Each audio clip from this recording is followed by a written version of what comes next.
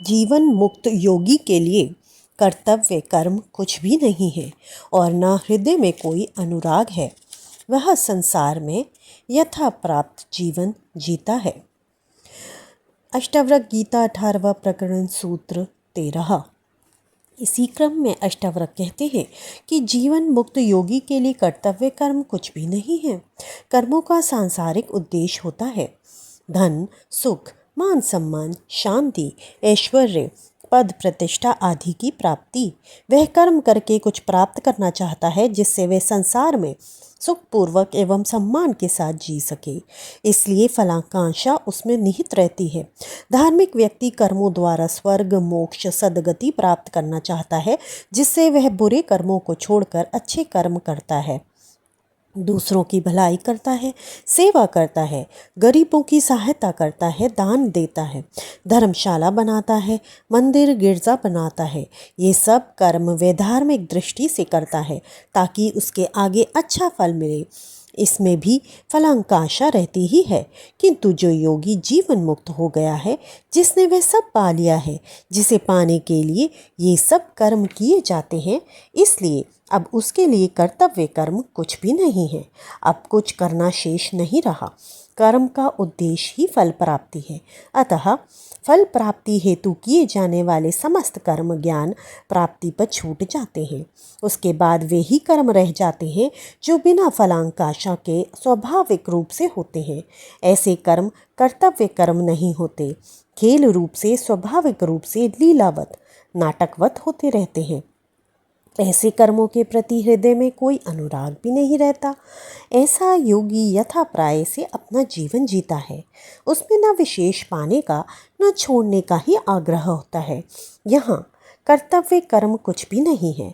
इसका अर्थ ये नहीं है कि ज्ञानी समस्त कर्मों को छोड़कर आलसी हो जाएगा कि अब सब कुछ मिल गया, कर्म क्यों करे।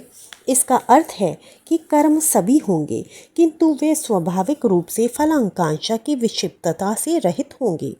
दूसरा अर्थ ये भी कदापि नहीं है कि समस्त कर्मों का त्याग कर आलसी होकर जीवन जीने वाला जीवन मुक्त हो जाएगा। ऐसा करने वाला भी अहंकार से ग्रसित है जिससे वे पाखंडी ही है, ज्ञानी नहीं। इस भेद को समझना आवश्यक है। इसलिए अष्टावक्र 15वें प्रकरण के 3 सूत्र में आगाह करते हैं कि भोग की अभिलाषा करने वालों के लिए यह तत्वबोध त्यक्त है जिसमें फलाकांक्षा है। ये सब भोग के अभिलाषी हैं।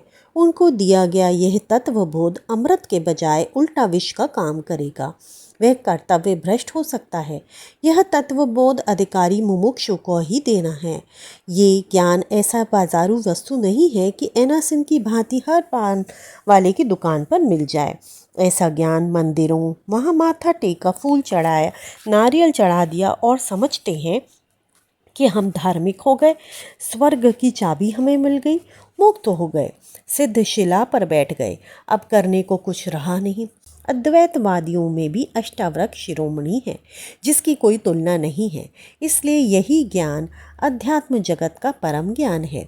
कई मूढ़ हैं जो समझते हैं कि चाय छोड़ दो, धूम्रपान छोड़ दो, कांटों पर लेट जाओ, नग्न हो जाओ, राख लपेट लो तो मोक्ष हो जाएगा। किंतु पीने और छोड़ने का मोक्ष से कोई संबंध नहीं है। मोक्ष का संबंध पदार्थों के त्याग से नहीं, वृत्तियों के शांत होने से है। छोड़ने की बातें करने वाला विकृत मस्तिष्क वाला ही है। मन की अच्छी बुरी सभी वृत्तियों का शांत हो जाना ही मोक्ष है। सभी भेद समाप्त होकर उस एक परम तत्व में स्थित हो जाना ही मुक्ति है। इति श्री सूत्र 13। कल फिर मिलते हैं एक नए सूत्र के साथ। तब तक के लिए राम राम।